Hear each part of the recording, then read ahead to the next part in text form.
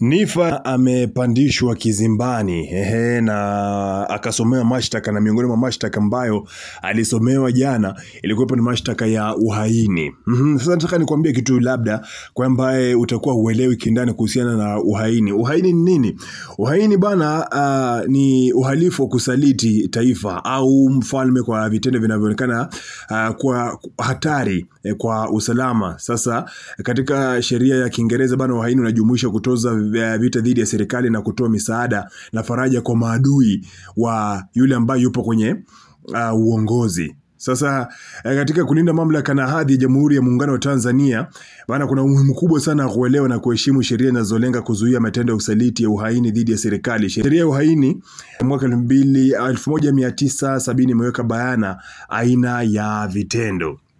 Sasa nikueleze tu kwa haraka kwamba kwa mujibu wa sura ya 7 ya sheria hiyo, mtu yote aliye ndani ya Jamhuri ya Muungano wa Tanzania ambaye anapanga au kujaribu kumuua rais wa jamhuri au kuanzisha vita dhidi ya taifa anahesabiwa kuwa ametenda kosa la uhaini na adhabu yake ni kifo. Na inaonyesha namna ambavyo uhai wa rais na usalama wa taifa ni mambo yanayolindwa kwa nguvu zote za kisheria. Aidha, sheria hiyo bana inaainisha kuwa mtu yote anayesababisha au kusaidia kuondolewa madarakani kwa rais kwa njia isiyo halali au kushiriki katika mipango ya mapinduzi au kuchochea maandamano ya vurugu yenye lengo la kuipindua serikali anahesabiwa kuwa ametenda kosa la uhaini. Hii ni pamoja na wale wanaotumia njia za siri, propaganda au silaha ili kutishia amani ya jamhuri. Hivyo hivyo, mtu yote ambaye anashirikiana na adui wa taifa au anahamasisha matumizi ya silaha dhidi ya serikali halali anahesabiwa kuwa msaliti na adhabu yake ni kifo. Sheria inamlenga pia mtu anayejaribu kulazimisha mabadiliko ya serikali kwa njia ya mabavu au vitisho. Moja maana ya uhaini sasa kwa lugha ya Kiingereza inajulikana kama treason. Sasa kwa mujibu wa sheria kama nilivyokuambia, inahusiana vitendo vya kuangusha serikali halali, kuua au kumdhuru rais wa Jamhuri ya Muungano wa Tanzania wa kipindi hiko, au kushiriki njama za kuivuruga amani ya nchi kwa njia ya kijeshi au mabadiliko ya utawala kwa nguvu. Sheria mahususi inayobainisha kosa hili ni kanuni ya adhabu.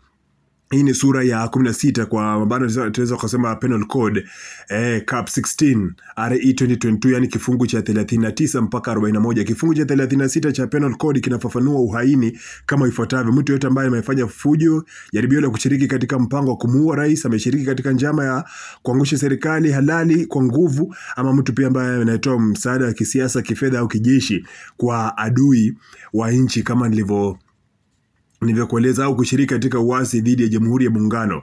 Sasa katika katiba ya Jamhuri ya Muungano wa Tanzania mwaka 1977, marejeo ni mwaka 2020, ingawa katiba haifafanui kwa kina kosa la uhaini, inaweka misingi wa mamlaka na uhaini ama ulinzi wa haki za raia.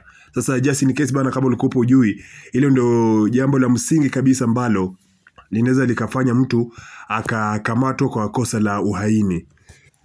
Sasa ili mtu patikane na kosa la uhaini kisheria, masharti haya lazima yawepo. Sharti la kwanza ni kwamba kusudi la kuangusha serikali au kuleta mabadiliko ya kikatiba kwa njia isiyo halali. Pili ni vitendo vya wazi au vya moja kwa moja vinavyodhibitisha jaribio hilo, sio maneno ya kisiasa tu. Lakini pia ushahidi wa njama, mawasiliano au msaada wa adui wa taifa. Kuna ushawishi wa kutumia nguvu au silaha dhidi ya serikali. 4, kuna hoja dhidi ya matumizi mabaya, mashtaka ya uhaini dhidi ya vyama vya kisiasa, ambavyo pia ni pamoja na kukandamiza haki ya maoni na ushiriki wa kisiasa. Sasa kwa namna ambavyo utakuwa umeelewa kindani kuhusiana na sheria ya uhaini, ndio kitu ambacho kinamkabili Nifa pamoja na wengine 21 waliweza kukamatwa katika vurugu ama kuchochea vurugu ambazo zilishuhudiwa kuanzia tarehe 29 ya Oktoba mwaka 2025.